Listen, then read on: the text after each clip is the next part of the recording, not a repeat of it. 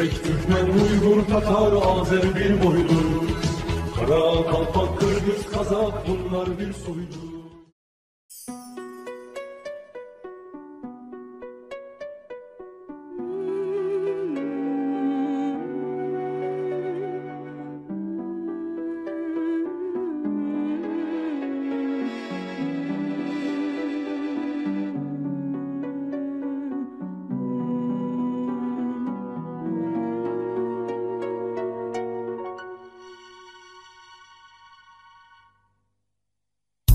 Koynuna girmeye kalmıştır biraz, gönül ferehlenip eğledi pervaz.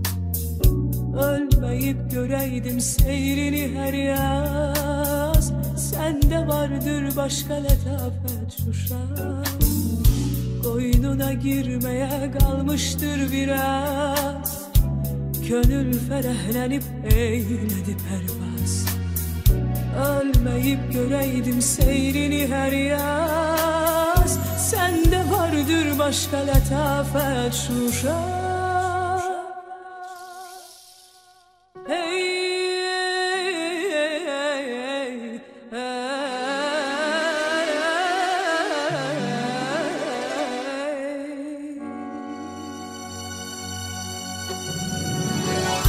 bir acep gülşen bir torbağındaşın, dumanlı dağlardır hayat yoldaşın. Bir ağrı gördü mü ömründe başın, ey fitren helg olmuş tebabet şuşa. Bir acep gülşendir torbağındaşın, dumanlı dağlardır hayat yoldaşın. Bir ağrı gördü mü ömründe başın, ey fitren helg olmuş tebabet şuşa.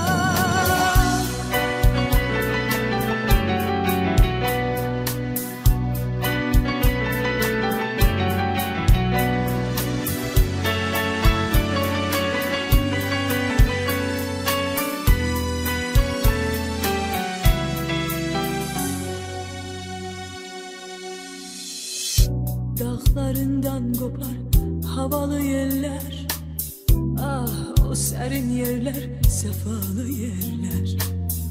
Dağıdıp kuşumu divan eyler, üsalın herkese saadet şuşar. Dağlarından kopar havalı yerler, ah o serin yerler, sefalı yerler. Dağıdıp kuşumu divan eyler, üsalın herkese saadet şuşa. Hey, hey, hey, hey, hey.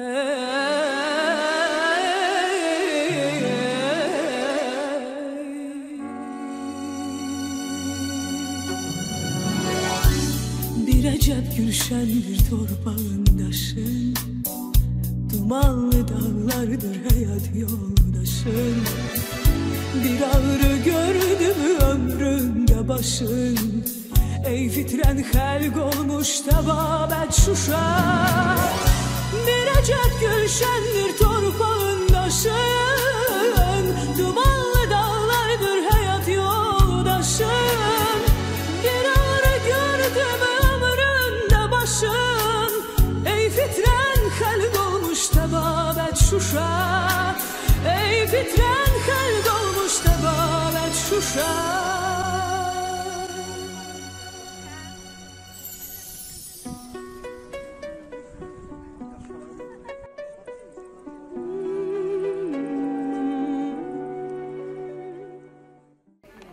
В Шуше прошел Тюркский бизнес-форум, посвященный восстановлению и развитию освобожденных территорий Азербайджана. Позже мы представим интервью председателя Совета торгово-промышленной палаты Кыргызстана Кубанычбека Касымалиева и посла Кыргызстана в Азербайджане Кайрата Усмуналиева, азербайджанскому представительству телеканала «Пирамида» и медиа «Тюркел» относительно турецкого бизнес-форума. Форум состоялся при поддержке организаций тюркских государств, Тюркской торгово-промышленной палаты, Министерства экономики Азербайджана, Агентства по развитию малого и среднего бизнеса и Национальной конфедерации организаций предпринимателей. Наряду с Азербайджаном в мероприятии приняли участие представители государственных структур, а также различных организаций и дипломатического корпуса, бизнесмены 4 постоянных членов организаций тюркских государств Турции, Казахстана, Кыргызстана, Узбекистана и Венгрии в качестве страны-наблюдателя. Целью форума является дальнейшее углубление экономических, деловых и инвестиционных связей между тюркскими государствами, содействие диалогу между предпринимателями, представление иностранным бизнесменам экономического и инвестиционного потенциала Карабахского региона. На форуме выступили официальные лица, состоялись двусторонние встречи, специальная сессия на тему инвестиционной возможности в Карабахском и Восточно-Зангезурском экономических районах. Председатель Совета торгово-промышленной палаты Кыргызстана Кубанычбек Касымалиев подписал меморандум о сотрудничестве. В Тюркском бизнес-форуме принял участие и посол Кыргызстана в Азербайджане Кайрат Усмуналиев. Мы подписали нашим братским странам Кыргызстана контрольное соглашение с удовольствием, чтобы мы уже будем расширить отношения. Раньше 2 организации, сейчас особая комиссия будет. С нашей стороны, с вашей стороны мы будем обсуждать, как можем развивать предпринимательство в Азербайджане и Кыргызстане. Торгово-экономические отношения. Да? Торгово-экономические отношения, и экспорт, и инвестиции, все вопросы. Мы будем расширять. Такие отношения с Узбекистаном есть, турецким странам есть. Мы хотели, чтобы более тесно работать с нашими кыргызскими братьями. Теперь уже время начинать. Да. Да, конкретно надо время начинать, делать, сделать инвестиции, экспорт, импорт, участвовать в совместных проектах в Шуше или Кыргызстане. Мы тоже готовы участвовать в проектах в Кыргызстане. От имени Кыргызстана торгово-промышленной палаты вы подписали меморандум. Сегодня в процессе проведения бизнес-форума торгово-промышленная палата Кыргызской Республики и Национальная конфедерация организаций и работодателей Азербайджана подписали соглашение о создании делового совета. Значит, я не ошибусь, если скажу, что торгово-экономические отношения между нашими странами недостаточно развиты, поэтому, чтобы дать новый толчок, новый импульс в развитии этих отношений, мы создали вот этот деловой совет, который, главной целью которого является вот это развитие взаимовыгодного торгового обмена. Кайрат Бey, мы сейчас находимся в культурной столице Азербайджана, и в будущем году будет культурная столица тюркского мира Шуше. Как вы оцениваете сегодняшний форум? В этом году на самом деле действительно юбилейная дата, 270 лет с момента основания Шуши. Шуша действительно является культурной столицей Азербайджана перманентно. Здесь из Шуши, особенно с этого региона, очень много известных музыкантов, поэтов. И Шуша по праву, конечно, это культурное сердце и столица Азербайджана. В следующем году, согласно резолюции Организации тюркских государств, Шуша является культурной столицей тюркского мира. Очень много проводится мероприятий, в том числе и бизнес-форум сегодняшний, который дает определенный толчок для того, чтобы страны тюркского мира, братские страны, которые имеют общие корни, общие традиции, культурные традиции, соответственно, новых, скажем так, геополитических реалиях более плотно взаимодействовали. И, конечно, потенциал для взаимодействия очень большой, можно сказать, неограниченный. И в этой связи бизнес-форум как раз является той площадкой или платформой, где как раз деловые круги наших стран могут находить новые, скажем так, механизмы усиления сотрудничества, повышения эффективности. В этом смысле значение этого бизнес-форума трудно переоценить. Я тоже очень рад, что от Кыргызской республики принял участие председатель Совета торгово-промышленной палаты. Подписан один из тех документов, который как раз таки представляет собой еще один механизм взаимодействия. Кыргызстан заинтересован в том, чтобы участвовать и в восстановительных, реконструкционных работах, потому что для этого у нас есть потенциал и какими-то производственными материалами и людским потенциалом. Строительные фирмы могут участвовать. Сейчас была дана интересная презентация вообще по тому, как регион будет развиваться. Есть фонд развития, он сейчас будет увеличиваться, насколько уверяют азербайджанские власти. Будут вливаться инвестиции. И я думаю, что вот вполне, так сказать, понятно, что Шуша, являясь культурной столицей и в то же время столицей, одним из главных городов Карабахского региона. Отсюда начнется очень много бизнес-проектов. И я думаю, что Кыргызстан тоже сможет поучаствовать. Последний год заметно активизировалось наше сотрудничество в двустороннем формате, непосредственно Кыргызстана и Азербайджана. В апреле был совершен официальный визит нашего президента в Баку, и в ходе которого подписаны больше 10 различных соглашений, в том числе те, которые будут способствовать активизации сотрудничества. Проведено заседание совместной межправительственной комиссии по экономическому и культурному сотрудничеству буквально в августе этого года. Ожидается визит и президента Азербайджанской республики. Hər kəs kimi biz də çox sevinçliyik ki, neçə il həsrətində olduğumuz Şuşada bu günləri yığışa bildik. Bu cür möhtəşəm bir tədbir keçirildi, forum keçirildi və burada Türk dünyasından olan dövlətlərin iştirakı bizi xüsusən də sevindirir və qardaş Qırğızıstanın da nümayəndə heyətinin, hətta cənab səfirin burada iştirakı bizim üçün çox önəmlidir. Я очень рад, что мы подписываем большие проекты вместе с бизнесменами тюркского мира. Особенно отрадно, что здесь находится также наш брат Кыргызстан. Пусть меморандум, подписанный нашими кыргызскими братьями, будет успешен. Для нас важно, что посол Кыргызстана также участвует в форуме в Шуше. Также мы подписали договор об открытии Азербайджанского торгового дома в Кыргызстане. Желаю нашим народам и странам удачи. Я сделаю все, что в моих силах для развития и укрепления двусторонних отношений. Мы реализуем этот проект, который мы начали в ближайшее время. Мы собираем бизнесменов с обеих сторон, которые занимаются вопросами импорта и экспорта. В первую очередь мы будем продвигать и продавать кыргызскую продукцию в Азербайджане. Конечно, в этом вопросе мы опираемся на наше государство. Əlbəttə ki, bizim məqsədimiz ilkin olaraq öz məqsədimiz iş adamlarıdır. Amma təbii ki, burada dövlətlər arasında bizim sizə bildiyiniz kimi əlaqələr var, müqavilələr imzalanır.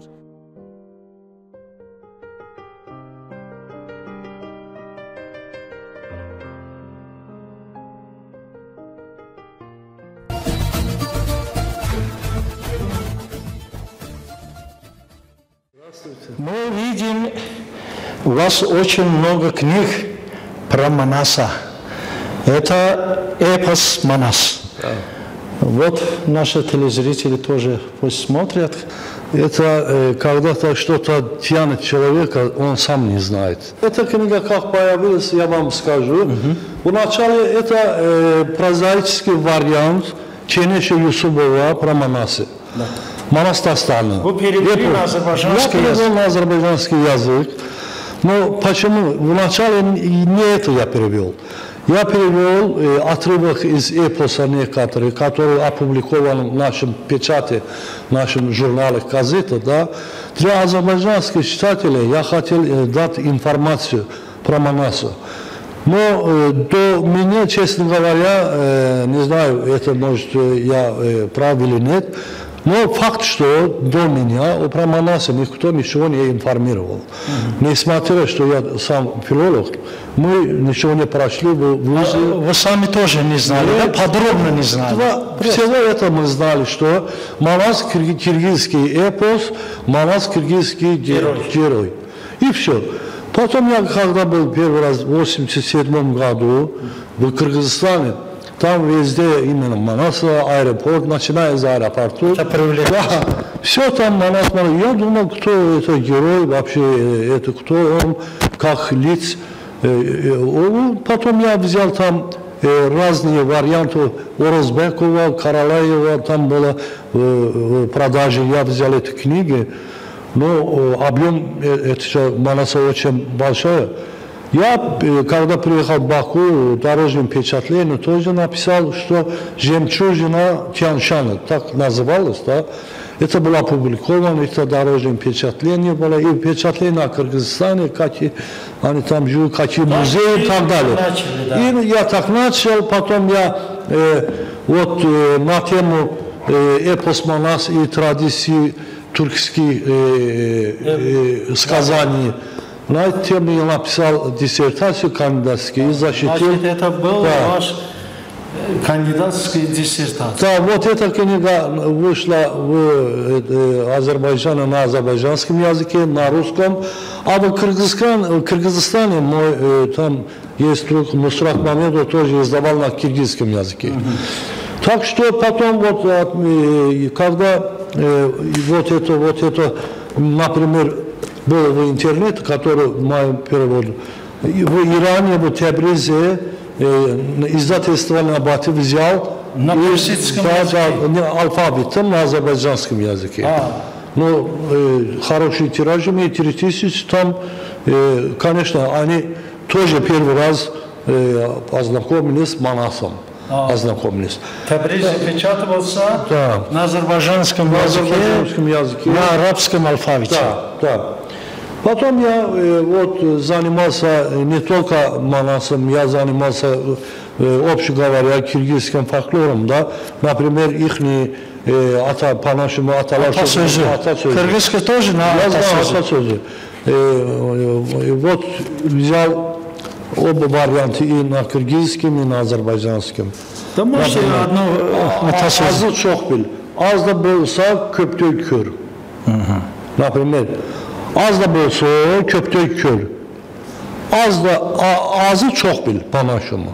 Вот две варианта я там.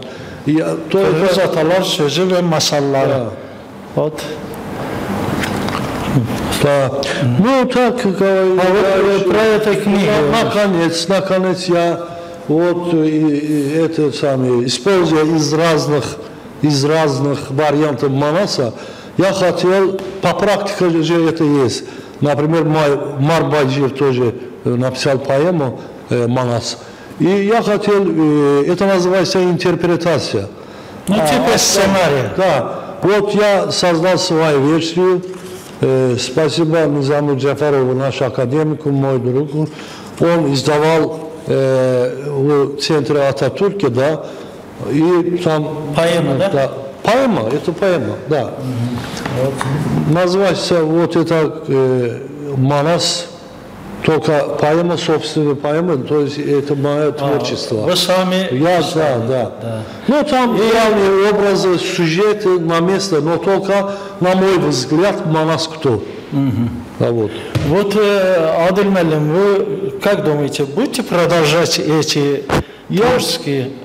Спасибо, хороший вопрос, за хороший вопрос. Но, знаете, если, конечно, жизнь продолжается, я тоже буду продолжаться. Не только Манас, но киргизский фольклор для меня очень дорого, очень драгоценно. Спасибо. Спасибо. Тоже спасибо. Вот я люблю Кыргызстан, кыргызский народ, они очень добрые, смелые, очень гостеприимные, я хотел это сказать. Да, дай Бог им тоже счастья навсегда. Каретбай, вам спасибо, что познакомили нас с замечательным человеком в Азербайджане. Адиль Муалим, конечно, уникальный человек и большой друг всего кыргызского народа, в общем, который смог донести до азербайджанского читателя на азербайджанском языке и на других языках, значит, содержание нашего знаменитого эпоса «Манас». Здесь нужно сказать, что вообще эпос «Манас» хотел бы где-то процитировать и нашего великого писателя Чингиза Тольковича Айтматова. Он очень хорошо выразил, что эпос Манас – это океаноподобный. И сияющей вершиной кыргызского духовного, всего кыргызского духовного наследия, идущего из глубины веков, не имеющих равных по широте охвата, как раз является эпос Манас. Это предмет нашей гордости. И, конечно, мы очень рады тому, что в Азербайджане есть наш, можно сказать, моносовет, который пропагандирует, продвигает те заветы, которые, в общем-то, они не только для кыргызского народа, я думаю, для всего тюркского народа являются актуальными, значимыми. И особенно в последние времена это как единственная сплоченность нации, да? Гуманизм, великодушие, кропотливый, неустанный труд, защита государственности. И другое, то, что очень важно, по-моему, сейчас в нынешнее время для всех тюркских народов и для кыргызского народа, наверное, в особенности. Поэтому, конечно, мы продолжаем сотрудничать с нашим другом, нашим братом Адилем Алимом. Мы скоро приедем в Бишкек, где будет через фонд, Международный фонд тюркской культуры и наследия, значит, презентоваться новые издания на двух языках, на кыргызском и азербайджанском языках, которые потом будут переданы в дар. Будет хорошая презентация, будет хорошая возможность встретиться нашими моносоветами с Адилем Джамилем, Адилем Алим.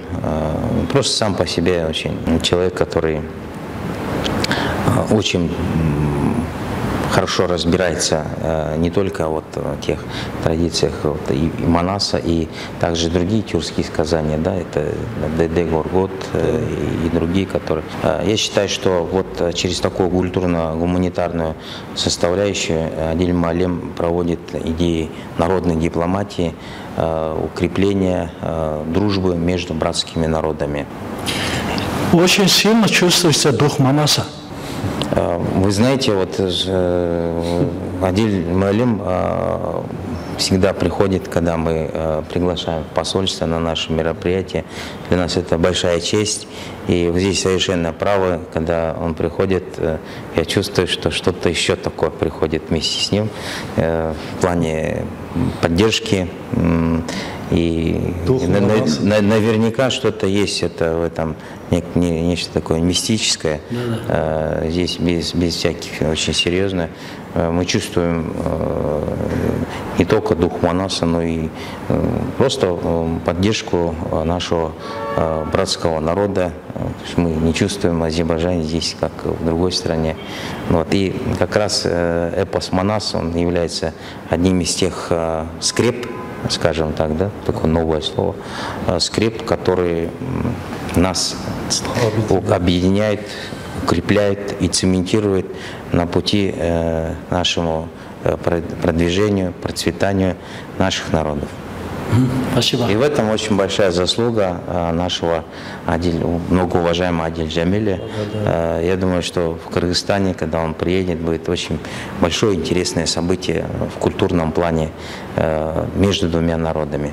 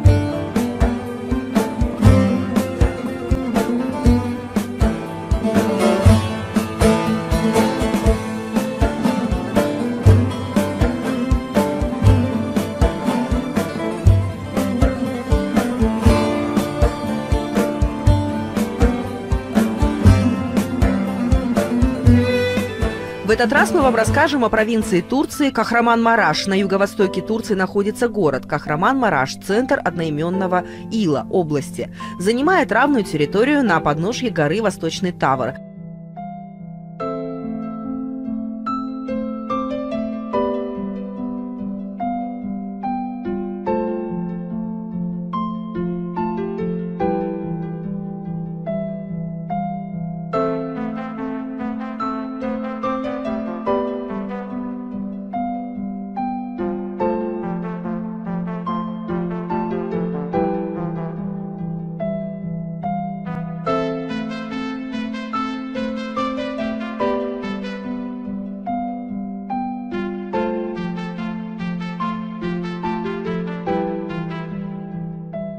История города начинается в 1000 году до нашей эры. Первоначально в римский период, а затем в византийскую эпоху город назывался Цезария Германикея. Нынешний Кахраман-Мараш зародился в 17 веке на расстоянии 18 километров от территории старого города.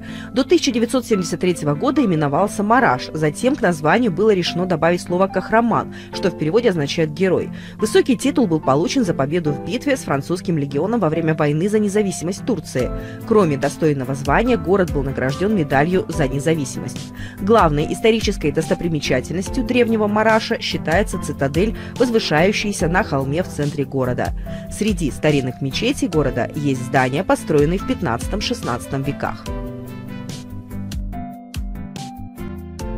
Численность населения Кахраман-Мараша на сегодня около 2 миллионов человек. В провинции есть такие города, как Афшин, Андырын, Чаглаян-Джерит, Экинözü, Эльбистан, Гёксун, Кахраман-Мараш, Нурках, Пазарджик, Тюркоглу. Над городом нависает длинная гора высотой в 1,5 километра. Кахраман-Мараш стоит на большой равнине и развивается именно с одной стороны горы, а не на равнине. Сверху гораздо красивее вид, и ветры лучше дуют, когда летом жарко.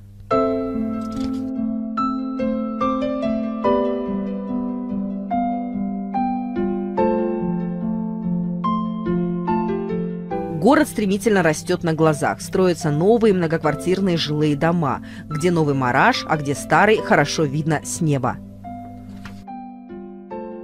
В центре города есть холм с аккуратным парком среди остатков крепости. Имеется обзорная площадка и небольшой музей родного края.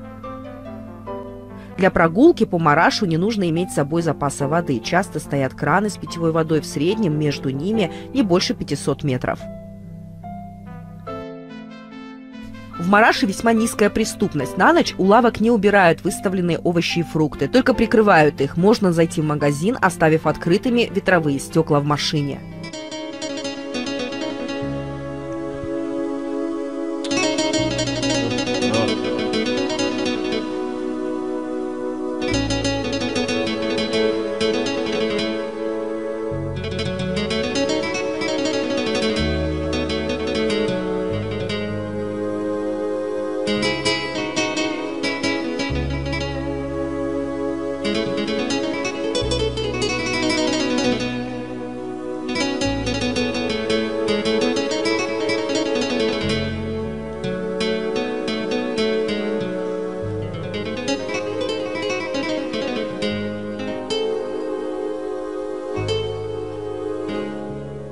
Hazin Tovuz akşamı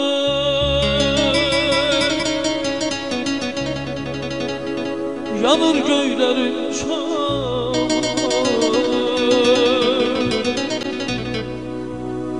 dayanıp seyredirem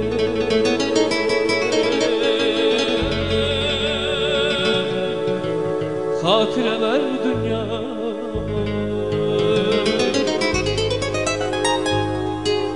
Турция – страна древних традиций. Как и 100 лет назад, местные жители развивают и популяризируют народные промыслы. В Мараше жизнь кипит.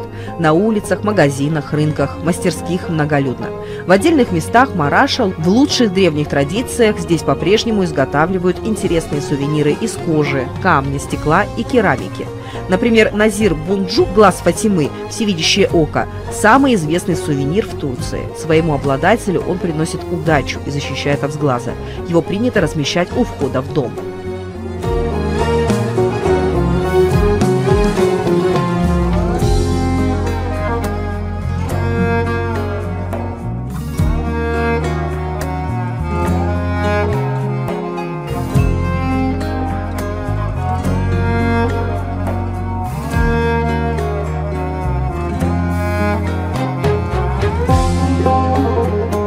Турки – знатные кожевники, а в Кыргызстане вряд ли найдется человек, который не слышал о куртках, обуви, сумках и прочих турецких кожаных изделиях.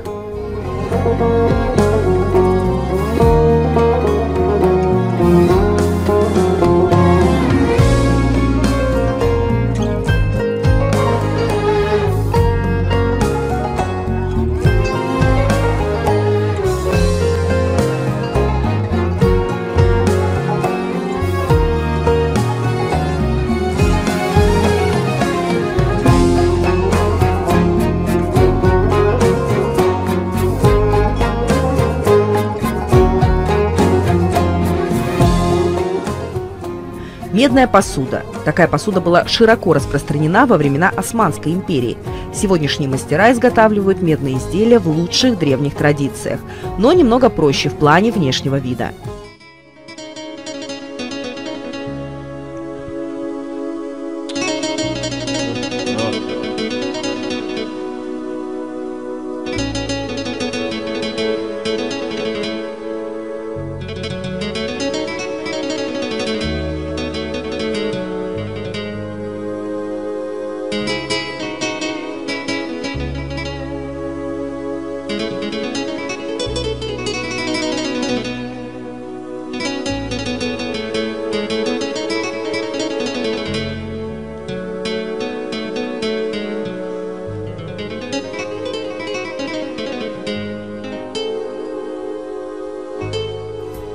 Во время Дарданельской операции Первая мировая война большинство военнослужащих турецкой армии использовало уставное холодное оружие – сабли и штык-ножи.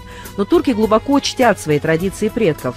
Многие солдаты и офицеры турецкой армии имели сильные семейные военные традиции, когда их отцы, деды и прадеды служили и воевали за свою империю. Вместе с семейными традициями передавалось и оружие отцов-дедов следующему поколению турецких воинов. Отметим, что такая же традиция существовала и в Российской империи, когда казаки использовали оружие дедов. Это было почетно, престижно и вдохновляло воинов на подвиги и продолжение воинских традиций семьи.